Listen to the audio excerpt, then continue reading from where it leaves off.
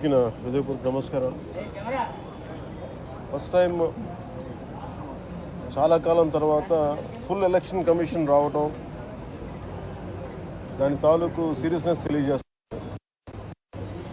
ముఖ్యంగా ఆంధ్రప్రదేశ్ ఎన్నికలు చాలా ప్రజాస్వామ్యబద్ధంగా జరగాలి అని కేంద్రం ఎన్నికల సంఘం మన నిర్ణయం తీసుకున్నందువల్లే ఈ రోజున ఫుల్ ఎలక్షన్ కమిషన్ ఆంధ్రప్రదేశ్ విజయవాడలో రావడం జరిగింది.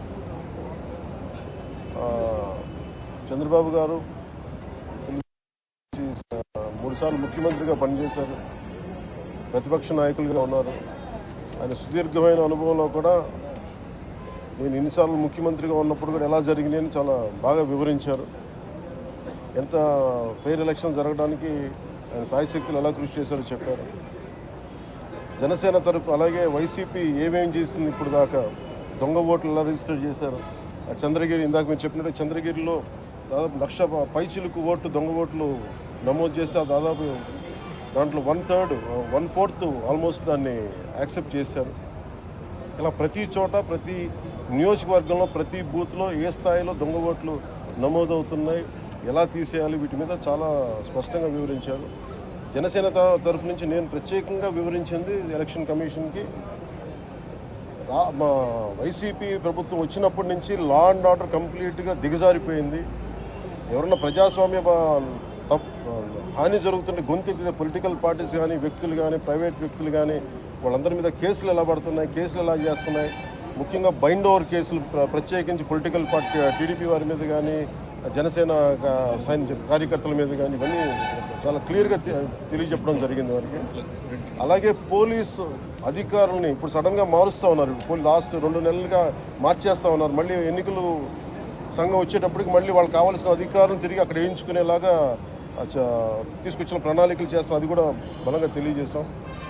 అలాగే మహిళా కానిస్టేబుల్స్ ప్రత్యేకించి సంబంధం లేని చోట్ల వాళ్ళు దాదాపు 87 నియోజకవర్గాల్లో వాళ్ళు పెట్టారు, అది వాళ్ళు దూరం చేయమని ప్రత్యేకంగా ఆయన వివరించారు. నేను ఇంకోటి ప్రత్యేకించి నేను చెప్పింది ఏంటంటే వాలంటీర్స్ అనేది విలేజ్ సచివాలయం అనేది ప్రత్యేకించి అది యాంటీ కాన్స్టిట్యూషనల్ బాడీ. వాళ్ళని దయచేసి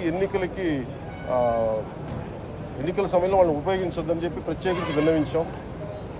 అలాగే మేము కోరుకుంది ఏంటంటే మీరు కనుక సంపూర్ణ దీని వైపు చూడకపోతే పారదర్శకత కన్నా ప్రజాస్వామ్యం కూలిపోద్ది, ఇక్కడ హింస ఎక్కువైపోద్ది. అలాగే గత స్థానిక ఎన్నికల్లో కూడా ఏ స్థాయిలో కనీసం ఒక దళిత యువకుడు లాంటి ఒక కనీసం నామినేషన్ వేసే పరిస్థితిలో కూడా లేదు, అందరినీ చేశారని చెప్పి ప్రత్యేకించి అది వివరించాం. ఖచ్చితంగా వాళ్ళు ఒకటే ఎన్నికల ప్రధానాధికారి ఒకటే చెప్పారు, ఆయన CEO, మేము చాలా కట్టుబడి ఉన్నాం, ఫ్రీ అండ్ ఫెయిర్ ఎలక్షన్ జరిగేలా కట్టుబడి ఉన్నాం అని చెప్పి అంత భరోసాగా ఎప్పుడు మాట్లాడటం. ఖచ్చితంగా ఇది కేంద్రం చాలా సీరియస్గా తీసుకున్న ఆంధ్రప్రదేశ్ ఎలక్షన్స్లోనే తెలియజేస్తూ ఉంది. ఈసారి ఫ్రీ అండ్ ఫెయిర్ ఎలక్షన్స్ ఉంటాయి, ప్రభుత్వాలు మారుతాయి అనే నేను మనస్ఫూర్తిగా నమ్ముతున్నాను. అలాగే ఈ పరిస్థితుల్లో కేంద్ర ఎన్నికల సంఘం ప్రధానాధికారులందరికీ కూడా ప్రత్యేక ధన్యవాదాలు తెలియజేసుకుంటాను.